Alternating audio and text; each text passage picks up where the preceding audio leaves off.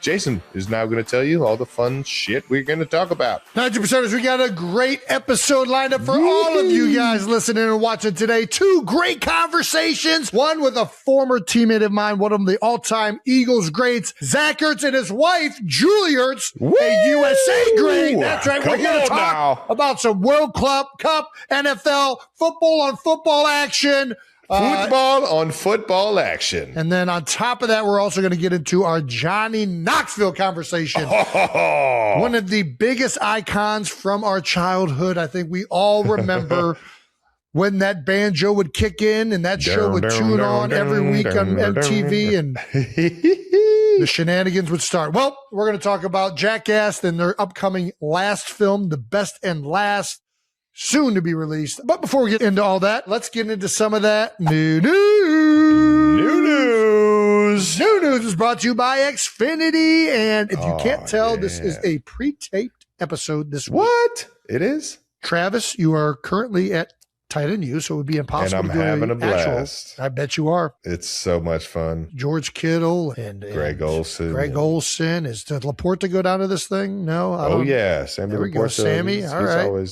What about Dallas Goedert? Dallas Goedert, little Philadelphia Eagle action. Come on now. Dallas always in that thing. All right. But I am perhaps even more excited this year. We got the interns going down to Tight End U. That's right. Intern Brandon and Jets Jake are going down to give a full Tight End U recap. And it's going to be awesome. That'll be out next week. I think that's a surprise to me. Did you know that, Trev? I didn't know that. Brandon and Jake headed to Nashville. They just wanted to go to Nashville. Is that what's happening here? Nash Vegas, man. Vegas. I'm getting some reps in on there. I'm getting some reps in on there. I have to find out what kind of athlete you've been dealing with. You got to hit that new Kane Brown bar that just opened up, man. Ooh, we're going to have such a blast. Come on now. We're already having fun. We're having so much fun right now. Yeah, Brandon would be more of an H-back. Brandon would be more of an H-back. Oh, yeah. Oh, yeah. I don't know. Maybe fullback. Might get him at a fullback. I want those all. He's not thick enough to be a true fullback. That's why he's got to be DH. Shoulders. He's got to move around. He's a tweener. He's a tweener. He's not. I'm a tweener. I'm not a tweener. I'll show you some fullbacks. All right, we'll get some reps in. Travis, give me on that jugs machine. I want to show you these hands. Jugs? All right. Here's the problem. If you're a fullback and that's what you do and you line up there, they're putting out a certain personnel. If you're an H-back, it's like, okay, we're not going to really try and shorten this guy's neck because he has a little bit more options here to be out in a bunch of different places. You're not physically capable to be. You don't think I can get a yard in the NFL? Is that what I'm hearing? I know for certain. Fullbacks walk I get a yard. Like this. Jake totally bailed this guy. I can get a yard. I don't know if I've ever seen you run before. You will. You're about to. Probably by the time this airs, you'll have seen me run. Please do not tear your ACL. I'm coming back from this with 0 hamstrings. So we're going straight from Tight End U to Beer Bowl. So I'm going to be at Seattle with 0. Oh my gosh. Don't worry about it. I've never seen either one of you run, but I've seen Jake walk and I can kind of imagine how he runs. I don't know how he runs.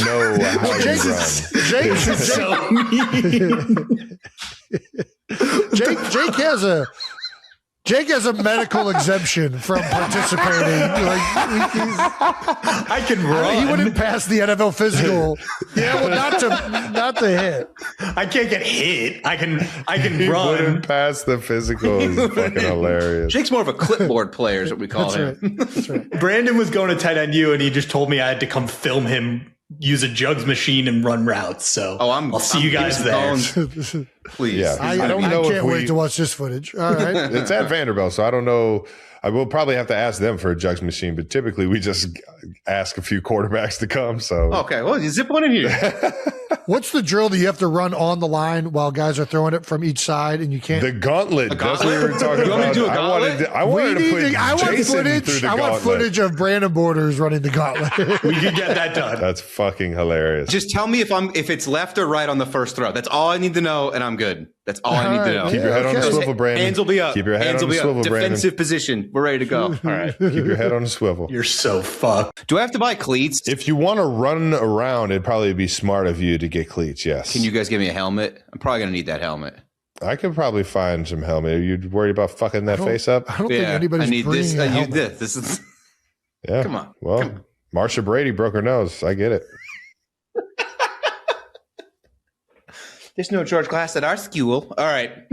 And also, Jason's down at the shore for Eagles Autism fundraiser in the 4th annual Beer Bowl. That's right. We will be releasing that video in July. And so make sure you're following all the socials and more details to come. Yeah. We are also going to be dropping some of our summer collection with Warren James. Ooh, hell yes. Who's got the t-shirts? Is this a Warren James t-shirt? This, I don't know. Woo. Yeah. Oh, yeah. Nice, Jason. That is it. It is These bad boys. Nice. Yeah. This actually, I really liked when it got in because it very much reminds me of Cleveland Heights. It is. In, like, it is the a best Heights way. feel. It really is. It's got that vintagey feel to it, man. Yeah. Yep. It's got the nice color on there that makes you feel, gives you some good nostalgia. We're going to be dropping 2 tees, a crew neck, a hoodie, and finally, the boyfriend whistle. That's right. Hey, long overdue. Get in here, Brandon. Give him a little bit of that whistle. Good. Nice. You got the dog behind you's attention. So So all you ladies out there looking to, get some chores done around the house by your significant other. Like my dad said, sometimes you just need a swift kick in the ass, Or a whistle. Yeah, you can check out all of this stuff on KelceClubhouse.com. All of our new merch, whistles. It is a one-stop shop for anything you guys are interested in buying within the New Heights universe. Yes, sir. A lot of brands that Travis and I collaborate with all through that website. So you can find it all there, KelceClubhouse.com. Also, this Friday we'll be having another bonus episode, a Father's Day voicemail. Ooh, how about it? And we've got some bonus clips from a few of our recent guests that we've been saving, and we are going to make sure that you guys don't miss out on the fun and the laughs. So that's right. Yeah, we'll have some of that for you as well. Well, that's it for new news, brought to you by Xfinity, which brings us to Out of the House. Out of the House. Brought to you by Home Depot. Anything you need is at Home Depot, all right? You need including stuff anything. Out of the house. Yeah, to get out of the house, you go to the Home Depot, get more stuff to be out of the house, and then that's why it's a perfect segue into Jason did a little goalkeeping with Tim Howard. I did. I was how was this? So I've been interested in penalty kicks. All right. Penalty kicks decide a lot of World Cup games. I still remember vividly this guy Jens, the German goalkeeper, I believe it was the 98 World Cup, I guess. Okay. It's a quarterfinal game in the World Cup. It comes down to penalty kicks, and he goes in his sock and he pulls out a note card. And he proceeds to guess which direction the shooter is shooting all 4 times. He saves 2 of them, and they end up winning and then proceed to win the World Cup. And I'm still like, what the fuck was on that note card? And it's just crazy to me that the biggest sporting event in the world comes down to this very niche thing that really doesn't have much to do with soccer. It's a very specific thing to penalty kicks. And 1 in 5 games is decided this way. And I've always wondered what's going through the goalkeeper's heads. How do you choose? I didn't even realize it was 1 in 5. 1 in 5. Crazy. That's elimination games. 1 in 5 elimination games. It gets that. Wow. It's that common. I mean, the games end up being tied after that first OT or however much longer they play. First 90 minutes. Yeah. Well, but they go to an overtime first, and then if it's tied after the overtime period, I think it goes to shootout. So through 120 minutes. I think something like that. Whatever it is. I'm sorry. I also just love watching them, and I've always wondered, how does a goalkeeper choose what side? How does a shooter choose what side? What's the technique behind it? So I engulfed myself in the penalty kick world, and recruited the best USA goalkeeper of all time, Tim Howard, to teach me a thing or two. Hell yeah. And this is all on the YouTube channel? It is. We have some clips, I think, that they sent over that I don't know what they sent over, but. Oh, fucking Brandon, let's do this. Hopefully we sent over some good ones. Did you have the jersey on? I got a little bit of the soccer goalie jersey on right now. That's what I'm saying, Trev. That jersey would have been real good. Who the fuck is 17? No chance. No chance at all. So what? So tell me what you're thinking here. Fast feet. Nice hot feet. Fast feet. Nice hot feet. Tim told me. Tim told me fast feet. Oh. And it's the other way. They really sent the fun ones over. So this is all at St. Joe's University with the team. I got one. I don't know if that's the one that didn't go in. That's the one that I saved. Did you touch any of them? I'm not going to give it away. You got to watch the video, Joe. Oh, okay. All right. My bad. I did end up saving a kick, as you saw from that day. Yeah, I mean, listen, the stats behind penalty kicks are the goalie's not, if you're saving 1 in 5, you're doing a good job. If you save the goal in a penalty kick shootout, you want to save 2. Because if you save 2, your chances of winning the game are through the roof. The goal is to save them all, but I hear you on yeah, it's just not going to happen. So I would always say the hardest thing in pro sports is hitting a baseball. Because if you do it 1 in 4 times, you're like one of the best players in Major League Baseball, right? Yeah. Saving penalty kicks is hard. The percentage chance is way lower. It is a very hard thing to do. You're trying to guess left, right. They'll even go right down the middle on you. Then they can mix up the tempo. They can't stop as kickers, but they can slow down, speed up. Play with the tempo and all that. Yeah. It is extremely hard to you're guessing. Yeah. So anyways, yeah, that video is out now on my YouTube channel. So you can check that out. And that was a fun out of the house, and shout out to Tim Howard for showing me, a thing or two. USA great. That's right. Gotta love that. Well, I can't wait to jump on YouTube and check this one out. Make sure everybody goes to Jason's YouTube channel, and you're not going to want to miss this one. Jason just getting out of the house is the best shit ever. Once again, Out of the House brought to you by Home Depot. Get out of the house. Go to Home Depot. Get some shit that you need to stay out of the house, because being out of the house is fun as fuck. All right, let's get to Zach and Julie Ertz. Talk a little football or football. All in between. That's right. And this conversation is brought to you by HubSpot. Our guests today have a combined 2 World Cups, bronze medal, 2 CONCACAF championships, 2-time U.S. Soccer Player of the Year, 3 Pro Bowls, a Super Bowl championship, and they hold the Philadelphia Eagles franchise record for most receptions in a single season. Let's go! They're maybe the most athletically accomplished couple in all of sports. We have the Ertzes, Zach Ertz and Julie Ertz. That's right.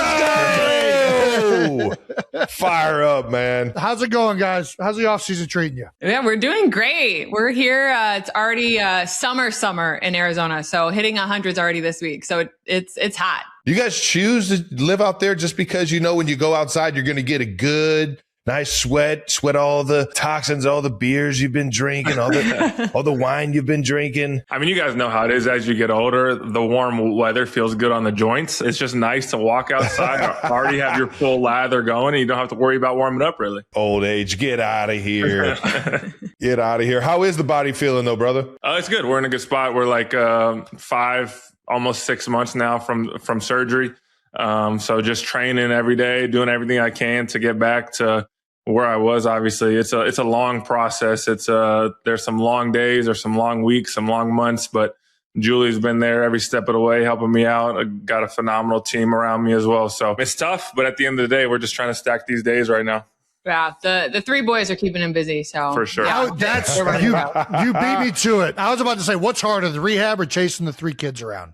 Definitely, especially early on when I was like immobile and being useless on the couch and watching Julie chase around the 3 maniacs and me just over there, just worried that someone's going to jump off the couch straight into my knee. That was probably the most stressful part of the rehab, honestly. We don't have a dog, but I imagine that's what people feel like that have dogs when they're rehabbing. Yeah, our house is so loud. We like jokingly call them the Monstars. Like it's like, as you guys know, with having brothers, he's one of 4 boys. I have to like warn people when they come in. I'm like, just so you know, like it is so loud in here. And Jordan Hicks came over to our house the other day to go to dinner, and he walks in the house and goes, I think I can smell the testosterone in here. Let's go. I gotta love it. Good. Julie, you getting excited for this World Cup or what? Dude, I'm so excited. We're going to be there at the first game. So I'm even more excited. And we're going to take Madden. So like he loves soccer. So just the joy to like share it. And we're not pushing it at all, but like he likes it and like asks about it, watches it with me, watches it with Zach. So it's like, yeah, I'm awesome. Stoked. Like my heart's pounding out of his excitement. How do you feel about that, Zach? Are you okay with soccer? I mean, they're both fall sports, right? They are fall sports. What's going to happen here? I mean, as you both know, there's so many sports that translate to football. I don't know if football is a transferable skill besides the mindset aspect. So I'm all for trying all these sports young. Whether it be soccer, basketball, baseball, because football will always be there if he wants it. But I'm not pushing him on anything. If you ask him right now what he wants to play, he's going to say football. And unfortunately, he wants to play tight end. So for us, it's a fun season of life. You can always do club sports and club teams and whatnot. There's ways you can do both these days. And I agree. I feel like Pee Wee football, you don't gain much from doing that. I think you gain more playing a sport like soccer, where you develop footwork and coordination and endurance. You do baseball, hand-eye coordination, and gymnastics even. My kids do gymnastics. I couldn't do any of that stuff. Definitely not now. All the team sports, you're going to get that camaraderie aspect of it. So, I mean, it's kind of pick your poison, but I hear you guys at that young age. It's kind of, I don't know, if football is the favorite, it's almost like, yeah, maybe just try some other sports to make football easier, you know? Exactly. No, at all, especially in the tight end world, you're going to get asked to do everything. What does he play in soccer? Chase. But he's only he'll be 4 in August. So they just chase. Honestly, the craziest part now is too funny. I was like, oh, this is a new position that we just created for him. I'm just like, I'm an idiot. That's so good. It is funny though, because he talks about doing multi-sport, but it's kind of confusing him, because for his first game, when they go to line up for kickoff, Madden was in a 3-point stance to start the kickoff for soccer. Let's go. It's the funniest video. You want to talk about intimidation. Yeah, exactly. He was staring him down. It's the funniest video. We were I'm laughing honestly the entire time of the game, and keeping my mouth shut. I cheer really loud, but I'm just zipped. He's 4. So it's pretty funny. Well, this leads in really well to our first kind of topic here. We have a little section called football versus football. We're going to ask you soccer and football questions as the resident experts in our lives at both sports. So let's go first question. Which one is the real football? Ooh. You can go first. Okay, well, I'm obviously going to say soccer. What a gentleman. Yeah. He just knows he's about to get destroyed. Soccer for sure, because I'm pretty sure soccer was developed way before y'all started catching the ball, and then you barely use your feet. And sometimes you can go with a game without a kick. I mean, really, I guess punt counts, but you could go technically without having a kick the entire game. I would agree there. Unfortunately, I would agree because I feel like their game has been around a lot longer than ours. And why did we call it football in the first place? I would love an explanation of why it was called football from the start. But of course, I'm going to defend our American football to the death. But at the end of the day, if we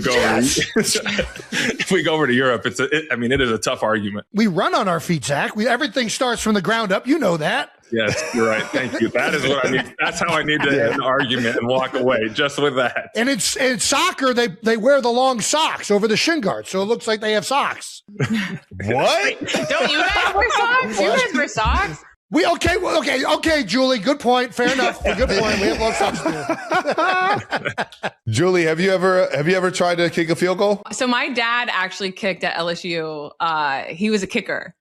So I grew up kind of he would go and train kids to kick and punt. So I have an awareness of how to do it, but yeah, it's very similar mechanics. It's a little different, but yeah. So what's our farthest field goal? I got to know this. We got to know. People need to know this. Have we done distance? I think she could probably hit 30 yards. 30 yards. Yeah. When we were in college, we would do a PK shootout, and I was in goalie and she was the PK taker.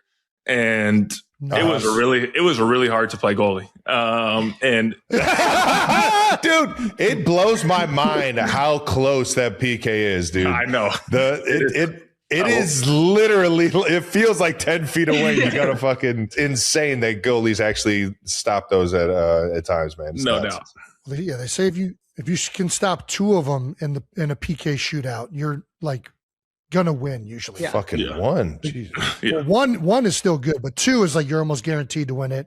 And then 1 in 5 of the World Cup elimination rounds usually are decided by PKs. It's not even playing the sport. It comes down to this very niche thing. And I don't know. I love watching. It's so electric. So, yeah. It's so fucking electric. It's so fun. Do you remember there was a German goalkeeper and he was the first one that pulled the little note card out of his sock, and he was reading it while the guys are coming up, and he had his like little scouting report. And now they like put it on the water bottle and all that stuff. But he guessed right every time. And it still stands out to me. No, it is crazy. Like the stat world of sports and how it's like intertwined is like pretty insane. Like the stuff we looked at before World Cup was insane. Is it as simple as like, hey, this goalie, if you kick it right, you're more likely to score X percent of time? Or is it more what you do well? Or is it like, hey, if the person before you kicked left, then if you kick right, then if you kick high, then kick low, I'd probably way. That seems more like a mental game that I'm not ready for. I'd rather just kick it in the net. I'm using myself now. No, I would say it's more the opposite. It's more the goalkeeper stats and understanding like players. Like they go back in the archives and like look at stuff. And I mean, they have it for the kickers, I think for that, like making it way less like crazy. Like where you should kick it, like in the goals, like where the corners, what the pace is better for the keepers, like certain keepers. But yeah, I feel like it's more goalkeeper look at stats than the actual kicker. How many PKs did you take in your career?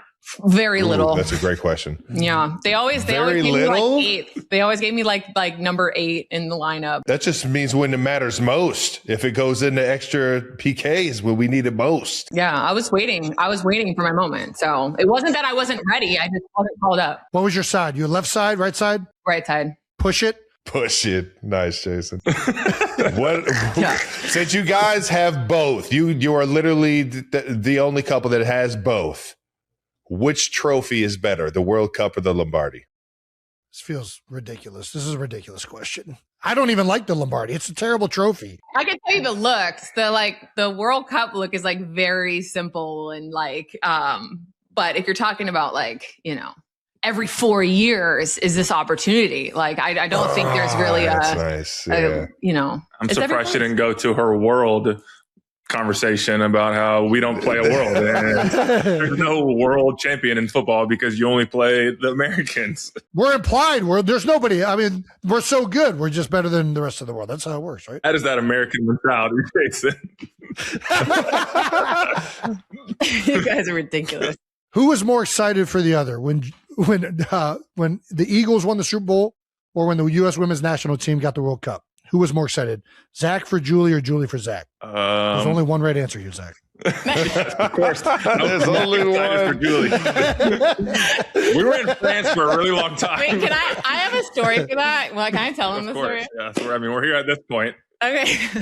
I would say Zach was more excited only because of this story. So after you win, so in the 2019 we were in France, it's really hot, like super hot, and there's no AC there. You just need to like know that in that. And I was there forever, mind you, because I was such a supportive husband. Continue. Man. So we get to sit, like they get to sit so close, and you get to see your family after. You know how in the Super Bowl, your family gets to run out, you're going to celebrate with them. They don't get to go on the field. You like walk over to the side by the bleachers. And I have this like beautiful photo and I'm like hyperventilating because I'm like laughing, but he's like, congratulations. Like, I'm so proud of you. Like, wow, what an accomplishment. Like, can we go home now? It's so hot. Can we get back to that American AC? Please. He was great and so supportive. So I don't say that. We were like laughing just because the poor man was just like sweating. You guys are big guys. Like, not having AC for 2 months. I mean, you're there for like 2 months, if not longer, like with training before. That's awesome, though. It was also like record highs in France. One of those weeks we were out there, record highs. I was dying out there. I'm a cold room sleeper, guys. I'm cold room sleeper. Come on now.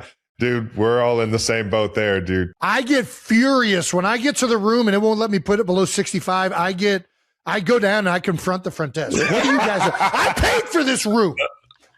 I need this AC. No, I'm right there with you. I feel like that's one of the reasons America is such an obese country is because of AC. It makes you comfortable being fat. I'm just being honest. You don't have to deal with the ramifications of it.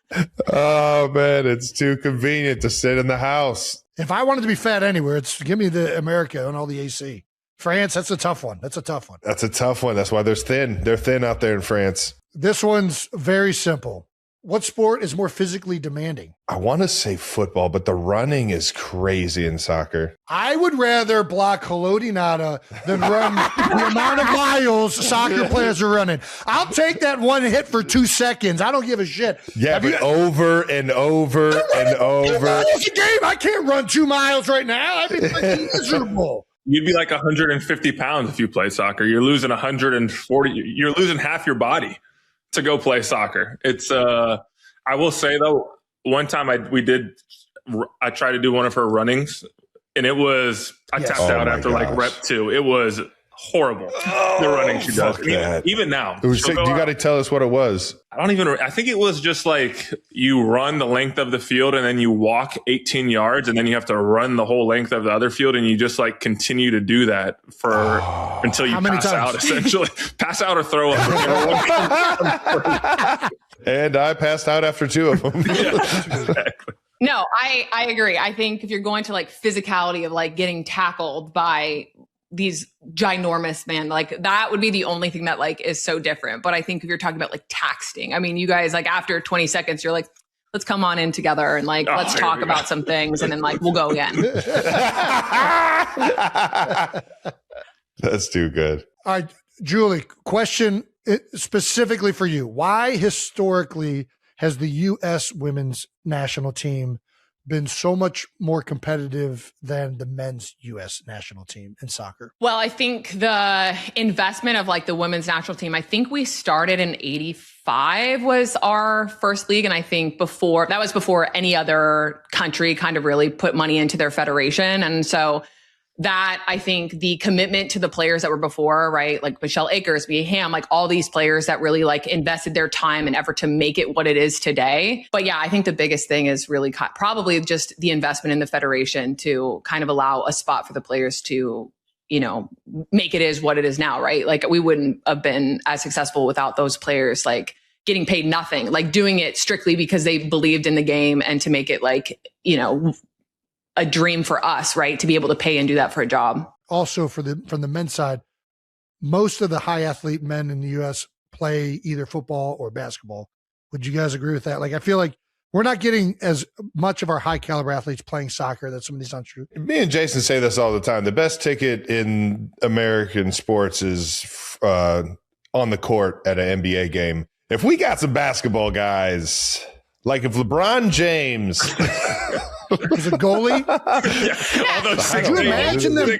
Could you imagine those big feet trying to dribble the ball though? That's the only thing. Yeah, I don't know how many, like, even if you were putting GOAT, like who's the best players to ever play soccer, like I don't think they're averaging the size of 6'7", but I'm not sure. I do think people are starting to play it a lot earlier and like committed to it now. And they're making some, you know, there's some really top players out there, but yeah, I mean, I will say, like, when it comes to American youth sports, you kind of just do one sport a season. Like growing up, it was baseball in the spring, it was football in the fall, it was basketball in the winter. And you watch some of these documentaries from these other countries, some of these soccer greats. It's like they're playing soccer in the fall, they're playing indoor soccer in the winter, they're playing beach soccer in the summer and spring. And that's all they're doing. Like if you played baseball your whole life, none of your skills are translating to soccer. And so I feel like in America, we're just like, we're creating this like good at a lot of different things, and you're developing the athlete. Whereas in other countries, you're developing soccer specific athletes, because that is the pinnacle in pretty much every other country. As you can tell, we have this conversation all the time. We talk about it all the time. Seriously, though. All right. What's harder, playoff football or World Cup soccer? What a horrible comparison. Both are really I know. Listen, I don't like the question any more than you do. I don't like, but I had to ask. I should have just skipped it. I think playoff football is harder at the beginning of the World Cup, when it's like the round robin, best of 4 teams, and the top 2 advance. Ooh, that's a good. And then from there, it's probably pretty similar. Yeah, that's good. That's a very good answer. Yeah. You played in a World Cup in Canada and France. What makes a city a good host? Gosh, those were both incredible hosts, but I will say I liked France a little bit better because you're only in one country. The size of Canada is so big. Like we would fly, we were in like Vancouver, and we'd go all the way to like Ottawa to, I'm going to act like I know where everything is, like to Toronto, like, but it's just such a big travel for just, sometimes you have a shorter time to recover, a bigger time. So the thing with France is like we could bus to like the next place or train. And so that part was just nice because it just felt like you didn't have to, that recovery piece wasn't as big as when we were playing kind of all over. So that's what's interesting, because this World Cup for the men's is, you know, it's attached to Canada, attached to Mexico. So there's a lot of travel kind of going around. So great host cities for sure, like just because the cities are incredible and they'll make it that way. But as a player, I like loved like having it so close, because we would bus and it's like, you know, the way they decorated the city was like incredible. Wouldn't you say? Like we would go and like you'd go into a bakery and it was like on the window. So it like really felt like so like filtered of like, this is women's soccer World Cup and it's like right here. Like that's what I love that part. Well, this one is a much easier one, I think. What is the better chant? The Eagles EAGLES chant or the I believe that we can win, we will win chant for the U.S. soccer? Are you going to answer that one? No, you started off on it here. Okay.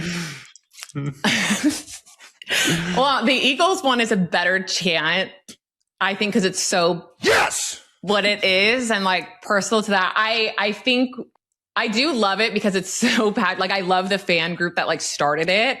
Like the American Outlaws, I'm sure started that whole thing. So I love it. I think we just like kind of threw it out there and we were like, yes, we have one. Let's go. And so I think we're like, we're so on board with this, by the way. Yeah.